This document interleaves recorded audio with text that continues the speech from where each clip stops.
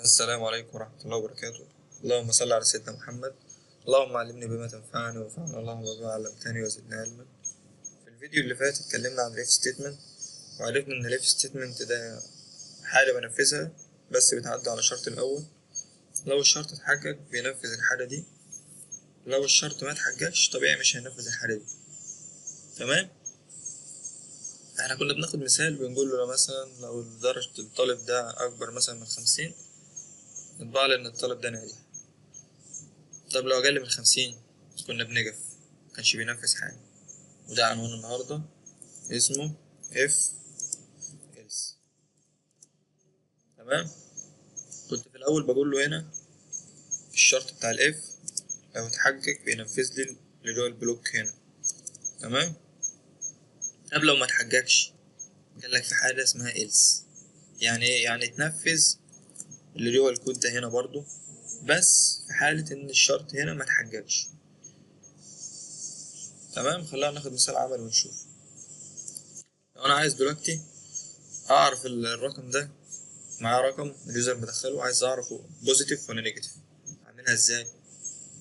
قال لي أنا محتاج آخد الرقم ده من اليوزر وأحطه في متغير. تمام. وبعدين أعمل الكونديشن بتاعي، الشرط بتاعي اللي هو إيه؟ اللي هو لو الرقم أكبر من الزيرو يبقى الرقم ده بوزيتيف، أقل من الزيرو يبقى نيجاتيف. تمام. خلونا نجرب نشوف هنكتبها إزاي. في الأول كده أقول له enter your number. تمام. وبعدين آخد النمبر ده أحطه في متغير int num equal int dot parse console dot read line. وبعدين ابتدي اكتب الشرط بتاعي، اقول له if لو النم اكبر من الزيرو يبقى ايه؟ يبقى النم ده بوزيتيف، صح؟ يبقى اقول له your num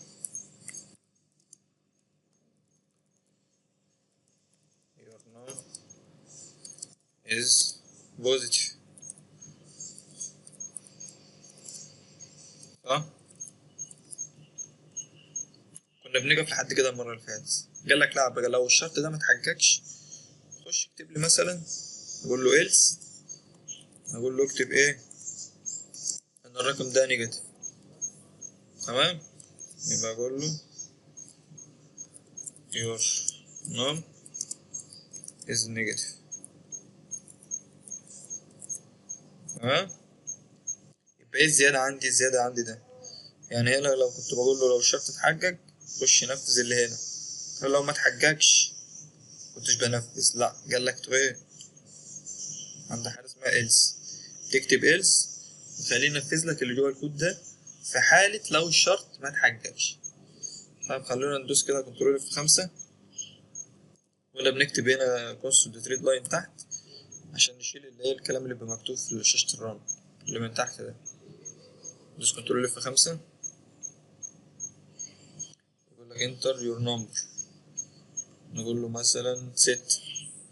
قال لك your number is positive عشان الستة أكبر من الصفر. طيب ندوس كنترول في 5 مرة تانية،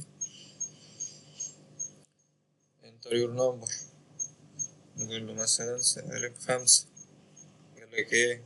your number is negative. وصلت الفكرة؟ طيب لو عايز أقول له مثال كمان، لو عايز أقول له درجة الطالب دي لو أكبر من 50 يبقى الطالب ده ناجح، لو أقل من 50 يبقى ساقط. أقولها له إزاي؟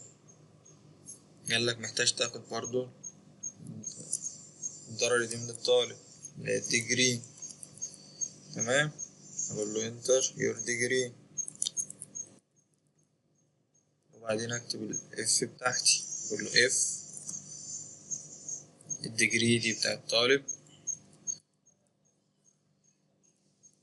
الديجري لو أكبر من 50 يعني الطالب ده ناجح، صح؟ أقول له successful. تمام. طيب لو أقل من 50 قال لك هتكتب else وتقول له الطالب ده ساقط مثلا أو مش ناجح، احنا هنقول له CW not successful.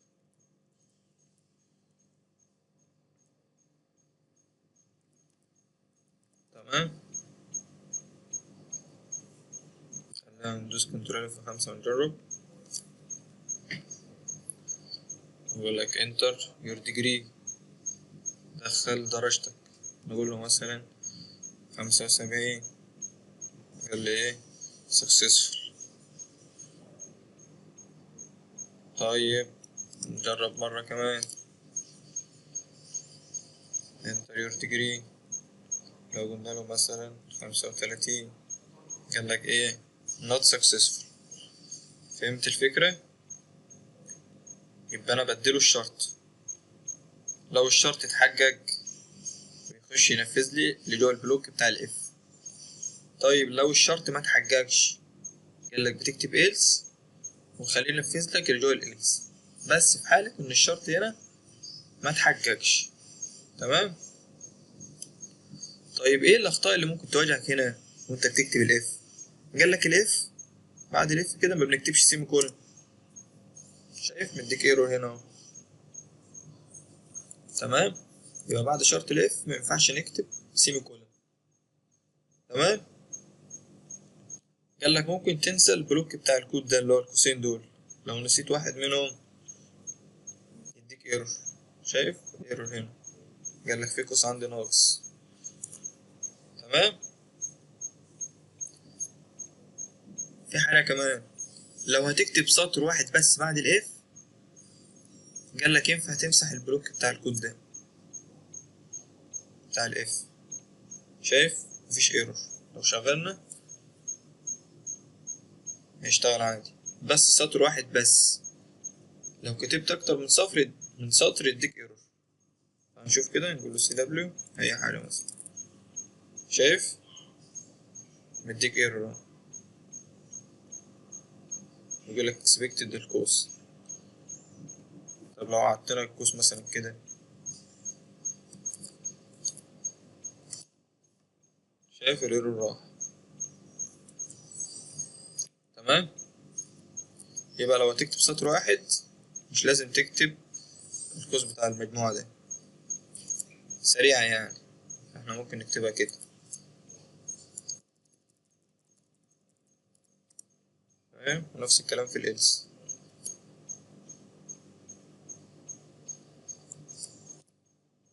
تمام. شايف كل واحدة في سطر. تعال نجرب كده كنترول F5